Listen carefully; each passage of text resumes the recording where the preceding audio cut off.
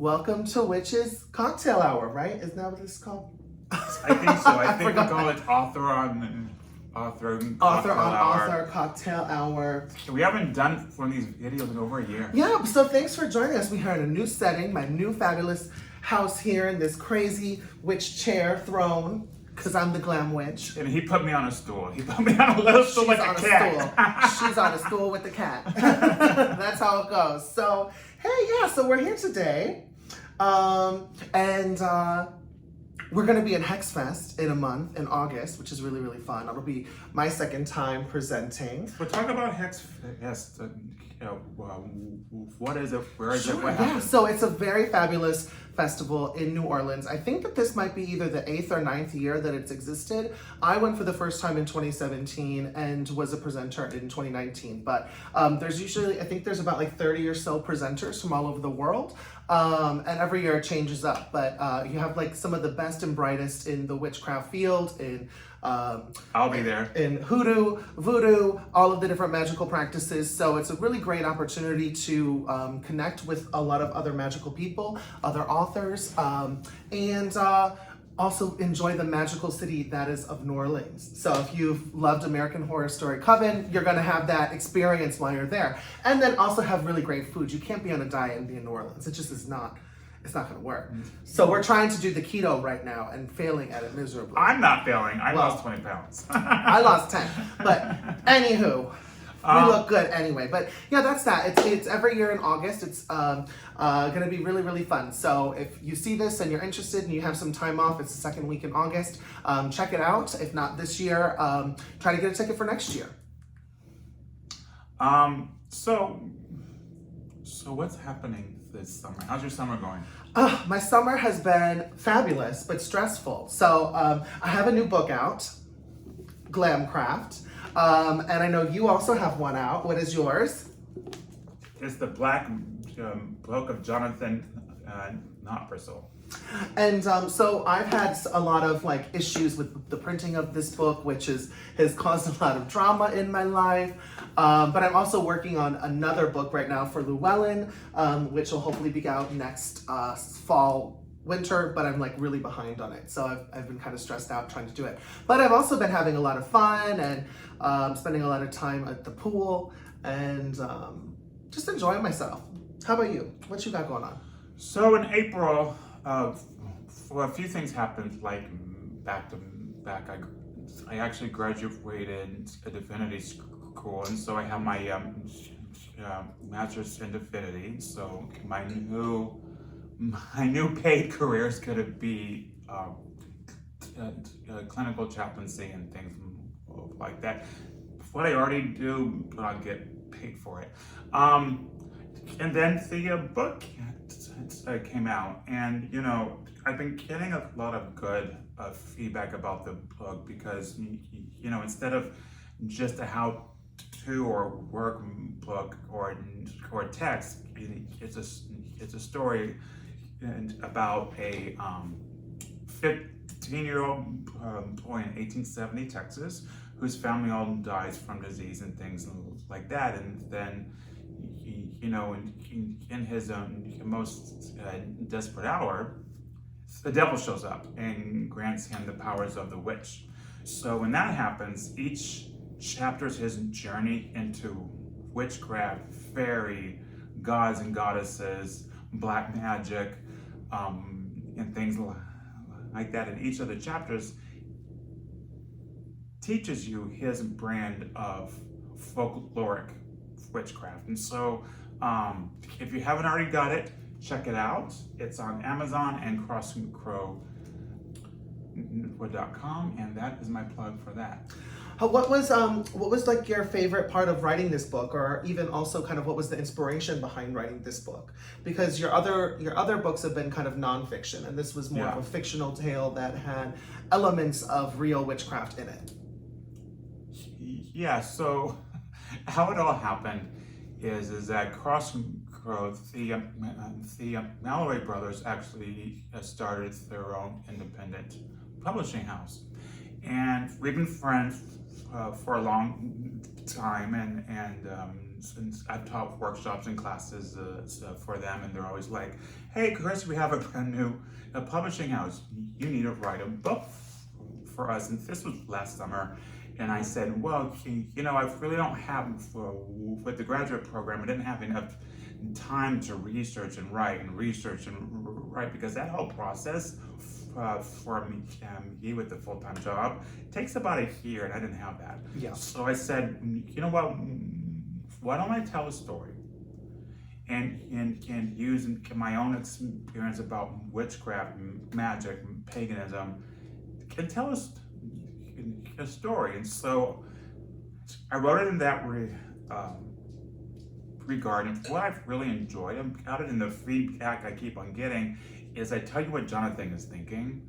I tell you his thoughts, and so whenever he's casting a spell, I walk you through his thought process. And a lot of people have said, "Oh, that's really helpful," because sometimes I think, "Oh, am I doing it wrong? Am I doing it correctly?" And so I had someone reach out to me, and they said, "Oh my God, when Jonathan cast this spell, I was thinking the exact same thing he did when I did it." So that was cool. But yeah, and I'm actually writing a book right now that's a similar concept, but it's a different thing. It's just leave it at that. Oh. So, what? You're gonna say something? No. I was gonna say, tell me about your inspiration of Glamcraft and why that all came to be. Well, it's a very long story, but the truncated version of it was, this was essentially supposed to be like my second book. So we know we had the Glam Witch that came out back in 2019, and then I wrote a lot of books back to back to back to back to back. And those were just kind of, we love Madonna and Maroon and different musicians. And the way I looked at it was like, my first book was my first album, and then I released a bunch of little singles, which were just regular like topics on witchcraft, but they weren't as personal as like this. So I'm coming out with essentially my sophomore real, like full-on book. Show us some of the pictures. I want to see So some of the pictures. it's got full-on photography inside of it. And the fun thing is like I've conceptualized this entire book myself. Like I not only was the writer, but I also did the art direction for it. I did I hired a friend of mine, Curtis Kimberlin, who did the illustrations, if I could find like some of the cool illustrations that are in here. And so it came about because I'm the Glam Witch, and I really needed to write a book on full-on glamour magic. And the Glam Witch itself was kind of the introduction to me, whereas like this is kind of more the practice and breaking into spellcraft and everything for that. But it was one that again is done with Witch Way Publishing, who again did my first book, which of course is more of it's an independent publishing company. But when you work with independent publishers, you get a lot more control and a lot more freedom, and that was really essential for me to do this, because I'm not just like a regular witch author at this point. Like the Glam Witch is a full-on brand, and I need to have covers. I need to have representation of my work that I have full control over. And so that's why this one was so important to me. And I literally had about maybe 95% control on it. Like there's nothing that really got cut out of this book that like we didn't decide together to cut out of for space reasons. There wasn't like, then you know how that is with publishing. Oh my God, yeah. A lot of times there's just things that you can and can't say because of just, ethics in the world and things like that. So it's a very, very personal book in that regard. A lot of like the color scheme and the photography is based off of the album Electra Heart by my favorite musician, Marina and the Diamonds. So anyone can see that. It's very glamorous, prima donna, lots of light powdery pinks and bright electric yellows and things like that. And I wore a lot of my fabulous outfits from Jennifer Grace, who I forgot to mention too. I went to a fashion show earlier this summer for it in San Diego, and it was such a fabulous experience to be a part of the magic of all of the fashion that's there. So essentially, it's my guide to you on how to use beauty, fashion, and glamour magic It goes into different ways that you can cultivate confidence, different like a little bit of the history of glamour magic and how it all started. So the whole first part is very practical. How you do your hair, how you do your makeup, with sprinkles of witchcraft into it. And then the second part is a lovely like grimoire, which is all like kind of more script fonted. So it has that kind of like grimoire feeling. And then because I wanted it to kind of be a little bit more like cross-dimensional and not just my perspective of glamour magic, I interviewed 6 other witches within the community to kind of get some takes of glamour magic on there. So we have Elise Marie, the beauty witch, who talks about holistic beauty. I have Hunter Vane, who talks about drag magic. We have Raven Digitalis, that talks about goth magic and masculinity within the craft and makeup. I have Veronica Varlow, who talks about burlesque magic, Lilith Dorsey, who does voodoo glamour magic, and then also Julia Helena Hadis, who is a fabulous friend of mine who does witchcraft cocktails, so we construct the perfect glamour potion. So that's all inside this crazy big book. It's a hardcover coffee table book, and there's only 200 copies printed. So it's a very special limited edition, and that's my very long-winded response. So, yeah. So, okay, I have Yes. a question. You're not drinking enough. Oh, okay. I feel like I'm gonna get drunk here. Here, cheers, baby. Cheers again. Mwah. Hey, I think our glasses are complementary with the colors. They Yeah. are. Look at that. What are you drinking, by the way? Tell everyone. Vodka lemonade. Because she's a basic bitch. I'm drinking a vodka rose lemonade. Because I'm glamorous. No, because she's high maintenance. She's extra. Because she's extra. Anyways. I'm gonna spit this out. I was gonna ask you though. I wanted to ask you because I think a lot about this. Because you know, when I first started to write books, it was never about recognition. It was never about getting a name out there or whatever. What do you feel about people who do this type of magic or books or whatever simply to become famous? You know what, that's their prerogative. I've taught a couple of people now, and it's actually a class that I'm planning to teach at HexFest, and maybe might end up recording one and having it on my website too, is just bewitching a brand. How you do it. I think all authors, every single one of us were artists, right? And every single artist has to figure out what motivates them. So I always say, what is your motivating factor? Is it because you want to tell a story, you want to share information, or you want the glitz and glamour of celebrity? You know, I don't think that there's a right or wrong answer. I think certain people might think that more celebrity route is kind of negative, but I think that there's also an element to glamour with that too, where, you know, having fans and following and things like that can help stimulate magic. It can help stimulate the magic that you have. So I don't think that there's anything wrong. It's not my perspective. It's not what I'm here to do. Like, I want to share and write books. I mean, what, I've done 8 or 9 of them at this point. Part of the reason why I really latched on to your style of glamour magic is because you're not doing it to become rich. You're not doing it because... I mean, it would be helpful. Well, I mean, you know what I mean, though. It's not about... This is your authentic self. Correct. It comes from the heart. It comes from the soul. It isn't like, oh, I feel like I need attention. I feel like I need all this of worship. And, you know, what I've noticed in my favorite authors, who I would say are kind of pagan celebrities, present their true selves, and if people latch on to that, I think that's great. I think that's amazing. But I see people all the time that said, I only did this to become famous. Yeah, they use like witchcraft as their meal ticket. Yeah, I mean, I wish them the best. It's not me. I mean, here's the deal, like, and we're also big Sex and the City fans. So like, when I was coming into my craft, I mean, I was a young teenager, and so Sex and the City was relevant at that time. It was still on, and I loved it. And at the same time, I loved, you know, all of my teachings, I've said a million times, was Fiona Horn. And so Fiona Horn is this fabulous celebrity witch, and she was an author. And I loved, like, what she was doing. At the same time, Carrie was a writer. So I always had it in me that I wanted to be a writer. And then somehow, you know, I hit 18, 19, moved to the city and got wrapped up into boys and all of that stuff. Forgot who the hell I was until I got out of, you know, a couple of relationships and decided it was, and actually went to HexFest for the first time and saw all these fabulous people doing stuff and thought, I've been doing this for so long, just privately. It's time to kind of step out of the broom closet publicly, and really showcase and share what I know, and really step into the role of the writer. Yeah. And so I've always said, like, and I'm sure you kind of feel this way too. When you're writing a book, you're like, fuck, I'm gonna never write another book. This is hard and it's stressful. And I don't really I like don't it. say that. I never say never want to write We a all book. have frustrations. However, though, with it, right? I just texted you and I was just like, oh, I have to write,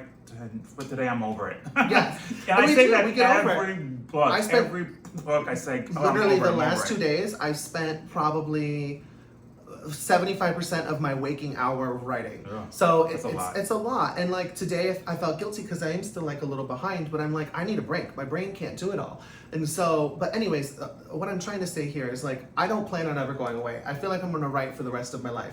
I don't Yeah, know if me it will too. always be witchcraft books. I don't know. I might at some point venture into the fiction route of things. I have some fictional stories I would love to tell. But yeah, I love to write. It's an art form for me. I feel like before I'm the Glam Witch, before I'm an author, I'm an artist, and like Right. I have to like present my creativity to the world in all of the different forms. And part of it is this, and part of it is the art that I give to the world. So that's why I like doing it. I liked your question. That was a good question. Well, like, I mean, I really enjoyed doing this. However, you know, we have a lot of authors have full-time jobs and families. Oh, that was going to be my next question. And relationships with them. Or even bring up the fact that like there are many, I think they're like witches and authors that like they're full-time witch, like them being an author or having a store or having like an online store. Yeah. That's their Or a work. publishing house. But we have day jobs too. So Yes. we do all of this on top of like our day job. And I But think that keeps us grounded. I was just gonna say that. I think that's another reason why it's like I'm not. Why what you were saying earlier, I don't remember it by like exact words, but like because I'm not out here for the celebrity aspect of it. Like I have a whole other life other than the witchcraft world, and I love that because you know it allows me to juggle between two worlds. So when the witch world gets too much, then I have corporate Michael, and then when that gets too much, I can jump into the witch world. So it's really really fun to play both. But I am the Glam Witch all the time. I'm always dressed like this. Well, it's interesting because you know I transitioned from massage therapist to a clinical chaplain, so there is you know spirituality, and if you know anything about massage therapists, there is an energy healing, there is a wellness, a spiritual perspective of it. So I always have a spirituality of it, but there's a difference when you're working for a company versus, you know, working for yourself. And to be honest, I don't know how some of these full-time witches do it, like seriously, because I know a lot of it is like, oh, I have a store, I have this, I have my Etsy, I have my... Or constantly doing readings and stuff like that. Oh too. my God, I Which you know, and I used to do that though. I mean, I did it like once or twice a week, you know, That's in a a bar, lot. and it was lovely while I did it, and it's not something that I think I would ever do again, you know, I really enjoyed... unless I had to, or it was like a special event that I really wanted to. Yeah. It was just after a while, it got to be too much. So I have a great respect for people that do it nonstop, 24/7. Like that's a lot. So like I really enjoy like doing tarot card readings, but to do it, did I ever tell you back like 20 years ago when I was a general manager of a witchcraft store, just for fun I would do readings. I mean I charge people, I would do readings, and for me charging, I shouldn't say charging. having that as part of your job, it takes away some of the fun. It takes away some of the mystique for me. I know That's that true people too. It's love one of it. those things where it's like, even back in the day, I remember when I started working at Glamour Shots photography studio, and I was a big photographer, and I worked at a lot of different photography companies. When it became my day job, I ended up hating it, Yeah. and that's one of the reasons why I stepped away from it. And that's just a part of my life that's in the past. And so I think it is another reason why I'm like, you know, I don't think I really want to jump into being full-time witch all the time, because I would get angry about it. And it's our spiritual path at the same time too. And when you start hating your spiritual path, you can't be a teacher of it. So when I was a GM of a witchcraft store, we had actually 2 locations, and I remember it was witchcraft all day, and then I'd come home and do more witchcraft, and I was getting burnt out. I mean, I was there for 5 years. I was there for a long time, and I remember, like, you know that excitement about, oh, I'm gonna go home and I'm gonna cast a spell or do a full moon ceremony. It's gonna be great. What happened was, I'm like, fuck, it's the full moon. Oh, I don't want to do any more magic today. You know what? And I think that's fine. You know what? there has been plenty of full moons where I don't do shit. There's been plenty of holidays where I haven't done anything. You know, and it's just, I think early on, like, I think very, like, younger, newer witches always kind of feel like it's bad. But it's okay. Like, the gods aren't going to strike us down. That's the Christian God that does that stuff. Like, I don't know. Have you seen some of these guys? I'm just saying. But no, I'm just, Zeus? I think at the end of the day, it's you know, you are the magic. The magic is you. So if you're feeling tired, then you need to just relax and focus on yourself rather than put out that energy. And I'm fine with that. I talk about it in the book, my Witchcraft for Self-Care book. But all of my students watching this, do your damn homework. I don't care how tired you are. Do your witch Well, homework. there is something to be said for that too. It's like you know, when you are, it's If you have a commitment with the teacher and you have a deadline, you suck it up and you do your homework. And also, that's something to be said for when you're learning, when you're starting out, when you're building up your witchcraft. Right, there's a big difference. So, what? I was thinking about this on the way over here. Like, people ask me all the time. I have never ever dated a magical person ever, and not because I'm opposed to it. I don't. It just I haven't hasn't worked dated out a that magic way. person, but I've had sex with a magic person. Well, I have too. I mean, come on. I don't know if I would, because then it's a breakup and then it's witch war. No. My track record, it would be. You're gonna get us canceled. I don't care. Cancel the exes. So I love my partner Daniel. I love him. I am never So do I. going He's to fabulous. to break up with That's him. my brother-in-law. So I don't want anyone to think of it. But for sake of argument, I have a shit ton of altars all over the place. I can't imagine having all these more altars in the house. And bless his heart for being okay with all of that. Like, girl, Well, you I have have a ritual lot. room though. I have a I mean, ritual this whole room though. is it's witchy, but it's not as like witchy as you. Oh, is he up there? No, it's the kitty. My cat is trying to make an appearance. So we have a 2-bedroom home, and in one of the bedrooms I have all my altars, and I have a whole lot. He's got some of the coolest cauldrons. I mean, I have a cute one over here, but I've got about 4 or 5 of them. you do. One of them has a big hole in the top. I'm just realizing I didn't set up the altar. I was gonna light it all up, make it look pretty. Oh well, we'll do that Next time. So, but anyway, Yes. before we get too off far, track, like, is there ever a reason why you don't have a partner who's magical?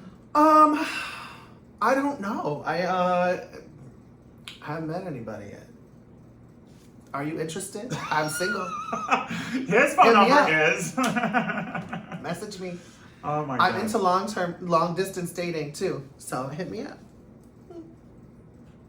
So is that I just kept picturing, is that a whole out of like Zoom sex? I mean, I don't know. It's who knows? How many of you are out of town? Like, I'm sure, and then flying into places and stuff. I have to tell you, I love flying. So I mean, I like flying too, but the whole job thing. I'm actually flying a lot this year. I'm going to Rochester twice. I'm going to Yes, I'm going home to Houston. Can you believe? Okay, I have not been. Did you go anywhere earlier this year though? I to went to PV, which that's my happy place. That's my I know I didn't get to go this year, happy but I place. went to Prague and I had a fabulous time with the actress that played Callisto from Xena. Was in a meditation retreat, and it was one of the most magical experiences ever. It was like in the countryside, woods, mountains of the Czech Republic, and it was, oh my God, I wish I could do it again. I have chills again. Like it was really one of the coolest experiences of my life. Is it a yearly thing or is it like No, a one-shot? she does a couple of them. Like I think she's back in India now with her mentor. India? Yeah. Oh, well, she good for her. She goes to India, and I think she said she comes back at the end of the year and is like going to start doing them up again, and hopefully like for longer periods because this one was 4 days. So I think everyone kind of was like, no, we want a week next time. So I'm very much interested in doing it again. It's just then there's PV and it's like I have to like. I know you have to pick your battles. Hey, have you ever? So I had a teacher a long time ago who said, "Quit waiting for other people to do something and just do it. Just do it." So my question to you is, why don't you create your own spiritual retreat? Well, that's kind of in the works, girl. Do tell. I'm curious. It's too early to talk about.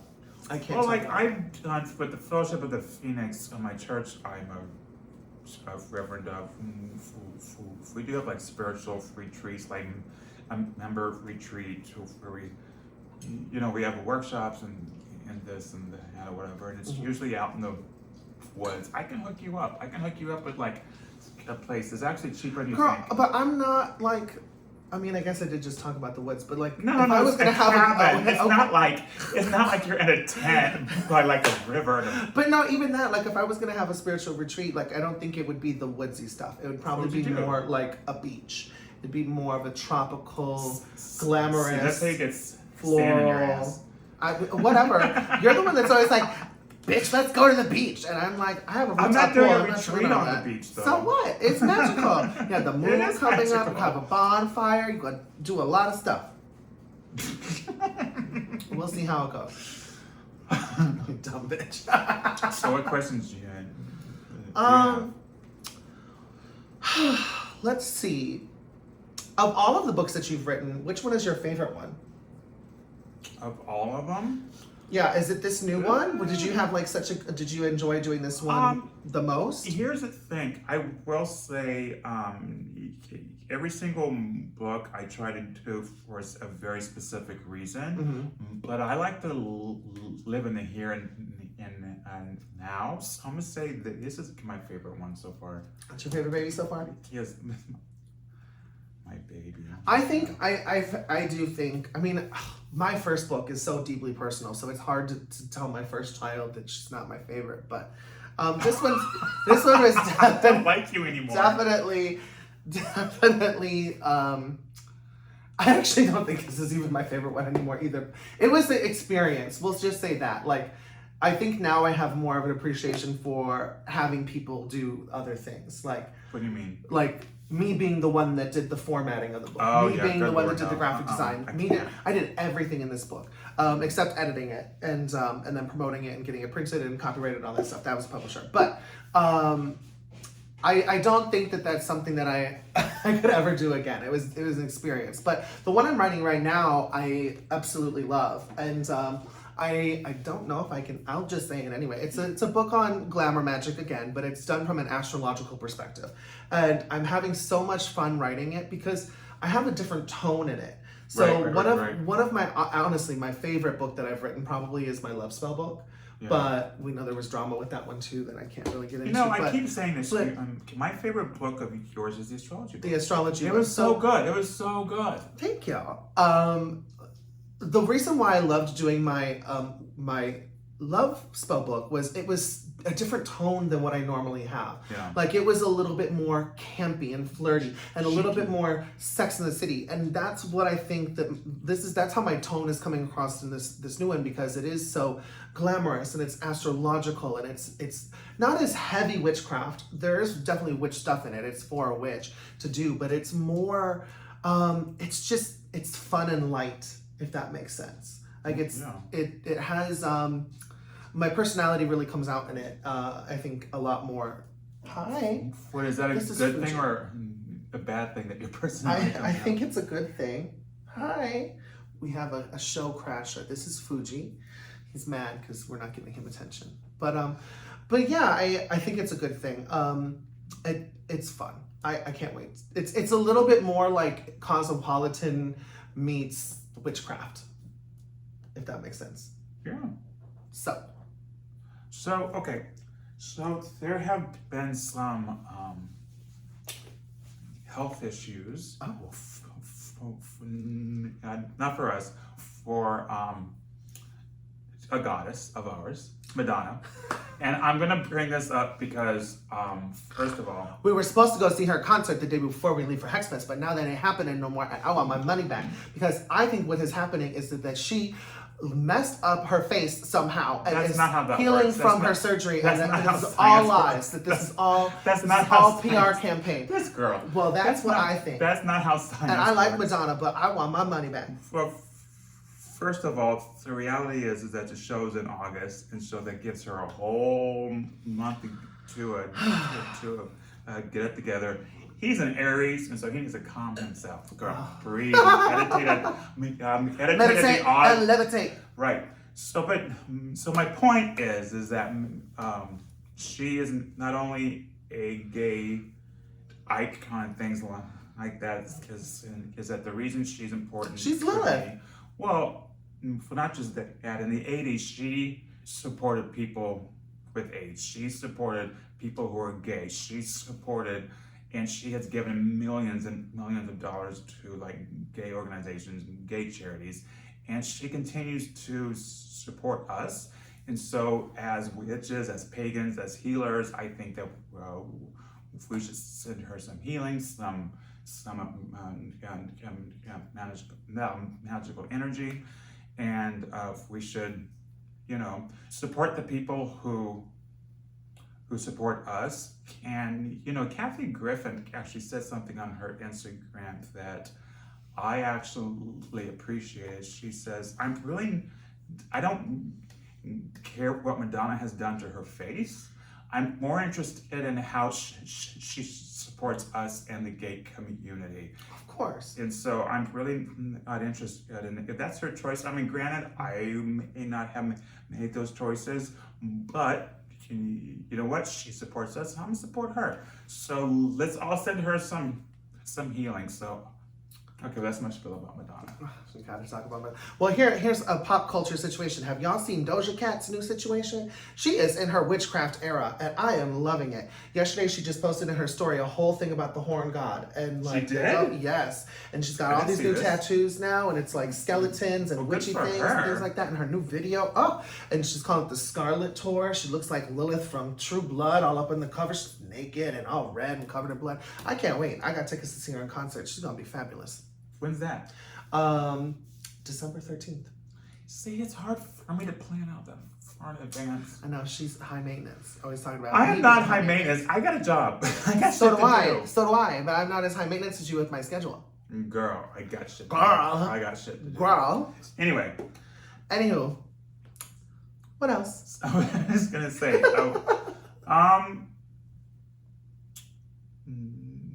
you have any other gossip? I mean, of course, I always. Nothing mean. I don't actually have anything mean. I don't really have anything like witchy, like to gossip about. No, I mean, I don't really pay attention, so I get all my gossip. I used to, but I don't. I don't anymore. I'm too busy doing me. And that sounds like cliche, but I'm not really involved in it anymore. Oh, I have a question. Yeah.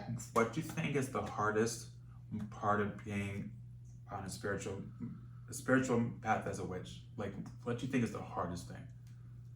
Oh my God, that's a great question. And a couple of things. I think one of them, you kind of hit the nail on it when you talked about like in your book, you kind of see and kind of you can hear and think like, not you can't hear do all of that, but you basically get an insight into what the practitioner is thinking and doing while they're doing their work. Because I think what kind of struggled with me and maybe a lot of other like newer witches is just like, am I doing this right? Is this how it's supposed to go? What's happening here? What's this? So I think that's the toughest one, especially if you're on a solitary path, because I've been fully solitary. So.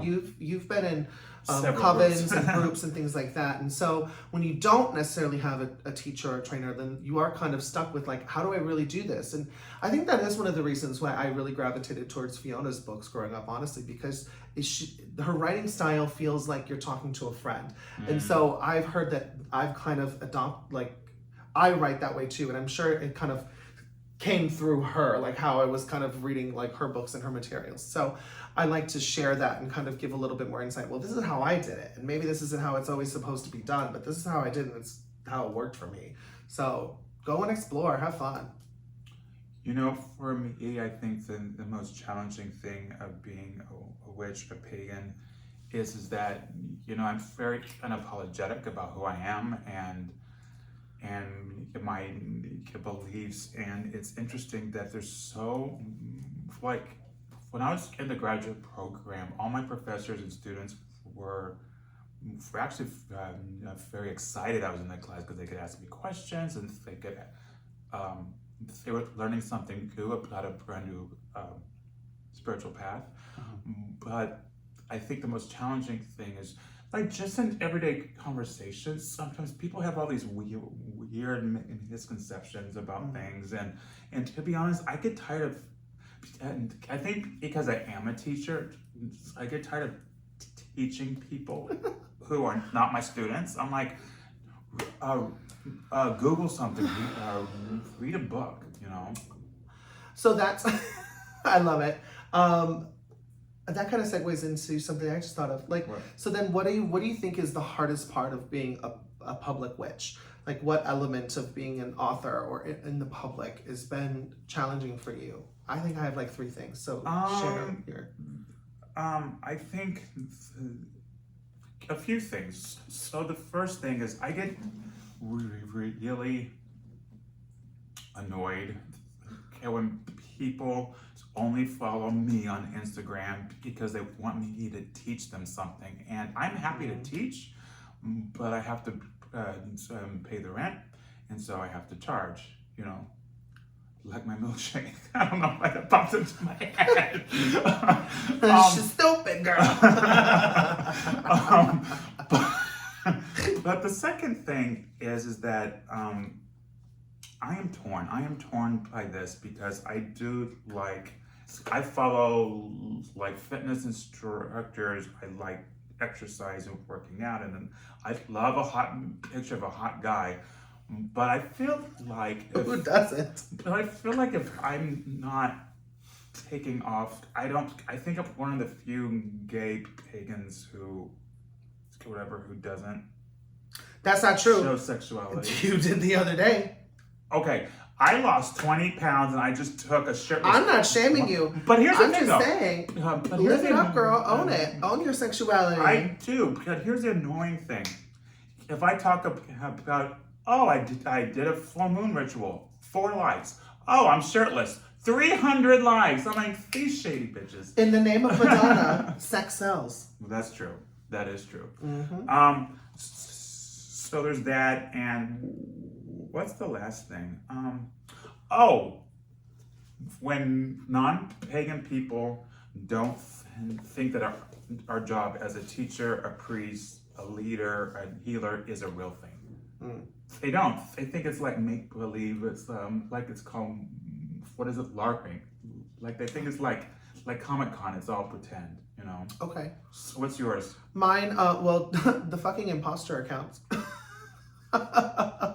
I've had I think 800 at this point. I've got many. I ended up fucking thrown in the towel and buying my little check marky thing You with did? the How much was that? It's $14.99 a month. A month? Mm-hmm. Girl, no. No. But I'm sick. I was sick of it, and I was talking to. I was not going to do it because I also have a whole conspiracy theory that the imposter accounts are actually Instagram, and they're doing it so that they could ahead of time just then get people to buy all of this. But somebody did mention too. They're like, that they bought it because they were losing their followers because the followers are the ones that are actually getting hit hard by all of it, and so. Yeah. I've worked hard to have an organic following that has never purchased followers or anything like that.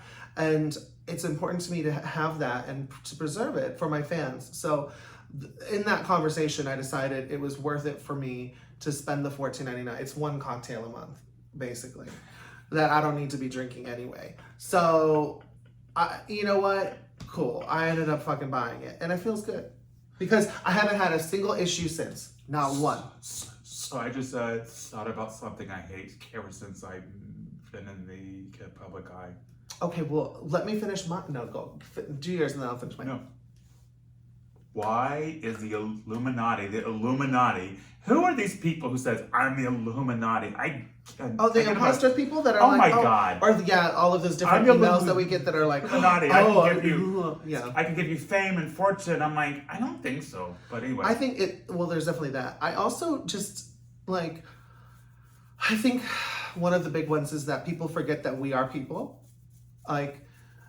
We have lives. We're not here to serve you. We're not sometimes I really don't check my messages that much anymore. You do? I do always. No, not on social media unless it's from people that I know. If it's not, I'm sorry, but I'm probably not gonna see it and that was something that I had to start doing for my mental health because there was so many crazy stuff. It would be literally 20 messages hello, hi, why aren't you responding to me? I have a question about your book. Where can I buy your book? I mean, just Google, bitch. Come on, for real? Or other people, hi, I read your book and I loved it. What are some recommended reading that you have? I don't know. There's a whole chapter on that at the end of the book. You clearly didn't read it. Or the biography. And it's just I used to really feel the need to respond to every single one of them. And then I realized I don't have to. And I have it listed. If you want to contact me, it's through my email. That's how I will respond to people. Yeah. But I check it maybe once a week, so it's not going to be an all the time thing. We have day jobs, we have lives, we have other responsibilities, and we're not sitting here waiting every moment for you to answer your question that you might have. So that's been one frustrating part for me. I answer all the questions, but here's the thing: I try to be discerning because sometimes I get these things that say hi. And I'm like, okay, how's this gonna go? Can I say hi? And sometimes they'll say, oh, I saw your picture. Okay, I don't care about that. If they say, oh, I read your book, it was fantastic. I do have a question about this chapter. I love those questions. Those are great. I don't like when people say, are you single? You clearly didn't see my profile because my partner is all over the place. They don't have a question about your book then. They have a question about something else. Yeah, no. I think it's weird. I think it's odd. However, the internet is it's creepy. It's a weird, creepy place at this point. So you know what? That's where we are. One of the things I've learned recently, because I guess privilege, is that women are constantly stalked by people online all the time. Absolutely. I had a friend showing me some screenshots of this conversation, and I was like, what is wrong with people? Mm-hmm. So, moral of the story, be respectful to everyone. Oh my God. And that men are creepy. Not all of them. I don't think I'm creepy. Are you creepy? I have been. Do tell. I want to know. Have you ever stalked somebody? I think we all stalk somebody. Facebook stalking is not the same thing as going to someone's house. Okay, Facebook stalking and looking up. Yes, we've all done that. We've all done that. We've all done that. Yeah. But I have never done that where I show up at someone's house and give. No, I'm not a Lifetime movie stalker. No.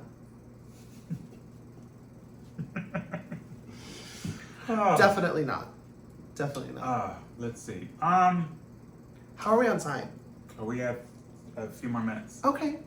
I hope we can edit this part. Why? You always want it to be real. I do. It want don't to get be more real. realer than this. Well, that's true. So we don't necessarily have a script. We're just thinking of We things should, and though. talking. We should have a script. Well, the last We time need someone here Wait, that wait. is like holding up the Cue cue cards. cards for us. Wait, We're the- low budget right now. Maybe it will get a little high budget. Well, the last time we had a script per se, we got so off topic it didn't make any sense, and we were like, okay, this is crazy. Who knows? Keep watching. I hope. I mean, and who knows? Maybe we'll finesse this up a little bit more. But look, everyone always wants things to be real, so it's real. I have a question. How did Yeah. you find Lilith? Oh, girl, that's a lot. Actually, In a nutshell. I could. Oh, I want to pull it out. Actually, okay, hold. I'll do a dance while he's looking at I something. know it's right here. This is how I found Lilith. Buffy the Vampire Slayer comic book. Okay. It's called The Dust Waltz. I'm always talking about it. And in it, there was this fabulous ass, like evil bad woman. And she's Lilith. And look at how fabulous she is. Look at her. Let me see. Okay. Mhm. That was Lilith, and she was, Adam's first wife, the mother of all vampires and demons. She's tying up Angel and doing all that stuff. So, like, this is really, was my introduction to Lilith. And then, 2-3 years later, when I got, into witchcraft more, and I was, got a Silver Raven Wolf book, and Fiona's book, I opened them up, and, Lilith's name is there. And so, that was kind of the start of the exploration of me going down that rabbit hole. I think that. But it all goes back to Buffy. Well, I think if there's something about pop and culture and TV that the gods and the spirits are Well, especially are- Lilith. Whoa, she loves the TV. Girl, you do. I'm looking at the painting on the wall of her right now.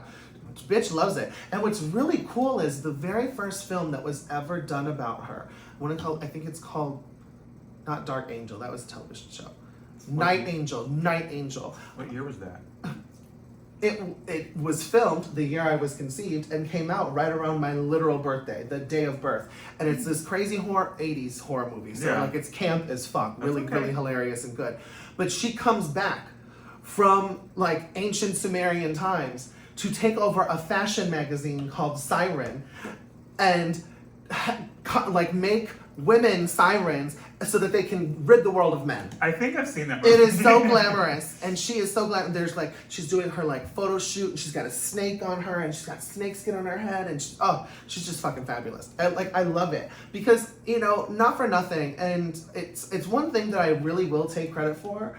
I was the first person that ever talked about Lilith in aspect of glamour magic. It had never been done before, and I had literally have every book that had been written about her. That was my entire bibliography. And so I love that has now turned into something because so many more people see it. But one of the reasons why I thought that movie was so cool was it talked about her from a glamorous aspect. So it really made me feel more like, oh my God, a bitch was right. But I mean, think about it. She's a seductress. She's always got this magnetic beauty. That's glamour. Yeah. So anyways. It's strange though because a lot of people only think of her as the queen of vampires, dark. She's a little bit of everything. I mean, her magical resume she's worn every hat. She's done everything. And in fact, I just got a new book that's actually kind of cool because it splits it up between the demonic Lilith and the goddess Lilith and how to work with both and how they're separate and how you can work with either or. I think that's important to remember that all gods, all spirits are multi-dimensional. We have to... We are. Exactly. We have to quit pigeonholing them. For example, Artemis. She only has the bow and arrow. Well, she's a lot She never more put than that down to this. go pee? Stop. I mean, for real. That's the stupid shit that I think about. But no, someone has. I've been asked a few times. They're like, "Well, Michael, I mean, how can you work with Lilith if you don't see her as this?" And I'm like, because I don't. And Exactly. it's the same thing. It's I have a friend of mine that plays volleyball. Do I go and do that? No, I don't know that part of your life. That's a life of yours that is not interesting to me. And so I don't know it. I know you in this capacity. And, you know, vice versa to other people and stuff like that. There are people that I know that I'm friendly with at work, and I only know them from a work perspective. I know nothing about them outside of work. And so I think that when you're building a relationship with a deity, they're going to show you the phases of themselves that are going to be most important to you and impactful for your magical gifts that you have. So it's like if you're working for like Lilith, for example, like, you know, if she does have like more nasty, revengeful, baney type of magic, but my gift is more glamour magic. So she's going to come to me in a more like Venusian type of a way. Like that's just how it's going to be. And so it's cool talking to other people that work with Lilith too, and they're like, it's so clear to me when we talk that we are talking about the same deity. But you are very Lilith in a field of roses underneath the full moon, and I'm Lilith screaming in a cave with blood. And that's the same deity, but there's two different aspects to them. Yeah. So it looks like that's all the time we have today. Oh, it is? Okay, well. On that note. Thanks for joining. Lilith got the last word. I love it. That's fine. Good for her. Thanks for joining us. Cheers again. And we'll see you some other time if we ever do this again. Cheers. Well, hopefully soon. Yeah, hopefully it won't take another year to do an episode. A month. Let's plan a month. You got it. Cheers.